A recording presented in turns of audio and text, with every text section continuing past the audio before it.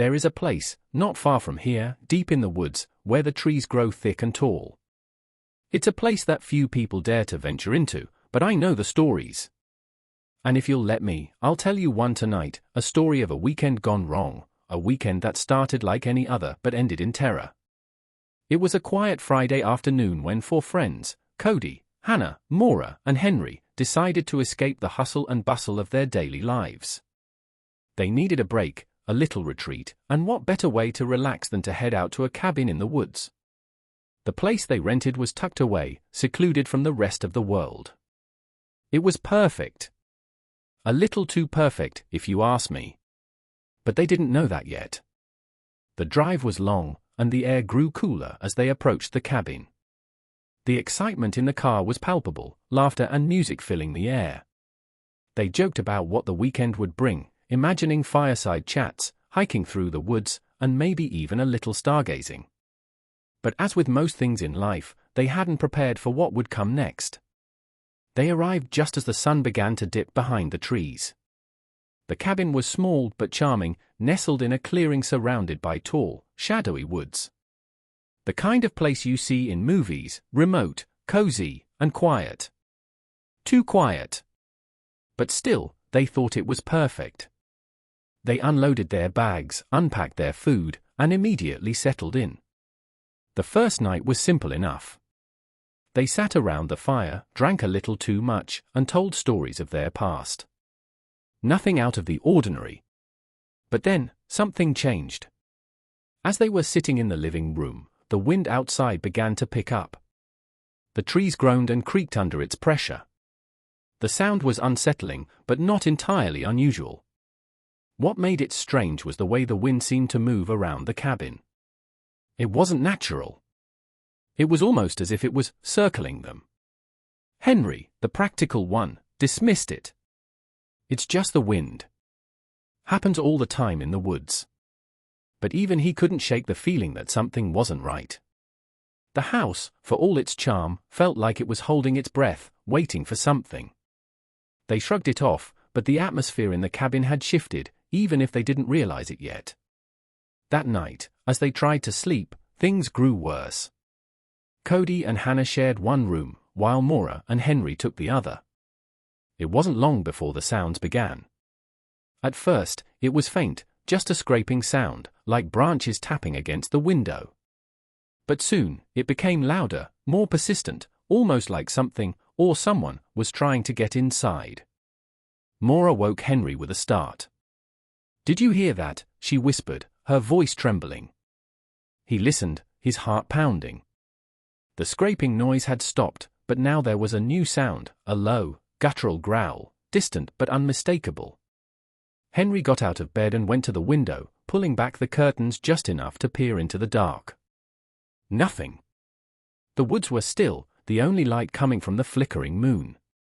But then, in the distance, he saw something. A shadow. Something tall, moving slowly through the trees. It was the way it moved, unnatural, like it was stalking them. His stomach churned. "Henry?" Maura asked, her voice shaky. "What is it?" He didn't answer. Instead, he backed away from the window, his face pale. "We need to wake the others," he said, his voice tight. They gathered in the living room, all of them now fully awake, their nerves on edge. What had started as a fun weekend had quickly turned into something darker. They tried to rationalize it, maybe it was just an animal, a bear, or something harmless. But deep down, they knew it was something else. Cody suggested they lock all the doors and windows and just wait it out.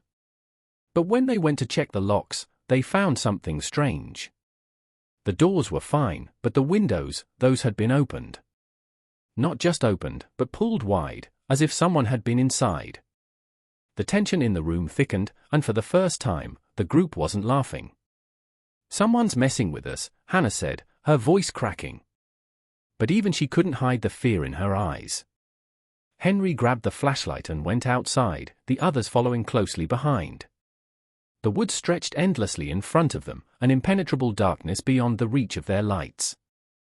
The ground was soft beneath their feet, and the air smelled strange, like damp earth and decay. They walked in silence, the growl still echoing in the distance. Suddenly, they heard it again. A snap, followed by another growl. But this time, it was closer.